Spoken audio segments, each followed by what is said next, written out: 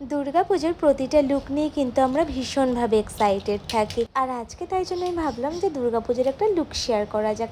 একটা হালকার মধ্যে শাড়ি পরেছি, ষষ্ঠীর দিন সকালে কিন্তু এরকম একটা শাড়ি পরাই যায়। খুব সিম্পল মেকআপ করছি। ফার্স্টে একটা ময়েশ্চারাইজার দিয়েছি, তারপরে একটা ক্রিম ব্লাশ ইউজ করেছি। যাদের কাছে ক্রিম ব্লাশ থাকবে না তারা কিন্তু এরকম হালকা লিপস্টিক দিয়েও করতে পারো। আমি একপাশে ব্লাশ দিয়ে করেছি ক্রিম ব্লাশ, আর একপাশে আমি লিপস্টিক দিয়ে করেছি হালকা রেড লিপস্টিক। দুটোই কিন্তু একই রকম লাগছে। আর তারপরে আমি এই যে একটা ম্যাকের যে কম্প্যাক্ট আছে সেটা ইউজ করছি, আর একটু আবার পাউডার ব্লাশ ইউজ করলাম। এটা অপশনাল, করলেও হয় না করলেও হয়। তারপরে একটু হালকা করে হাইলাইটার দিলাম। আর এই যে এটা পুজোর সময় আমি পরবো বলে কিনেছি এই কানেরটা, তো ভাবলাম এই শাড়িটার সঙ্গে এই কানেরটা বেশ যাচ্ছে, এটাই পরে নিলাম। আর একটু হাতের চুড়ি। আর দেখে বলো তো লুকটা কেমন হয়েছে। যদি ভালো লেগে থাকে অবশ্যই লাইক কমেন্ট শেয়ার করে দিও, আর কমেন্টে কিন্তু অবশ্যই জানিও যে কীরকম লাগছে।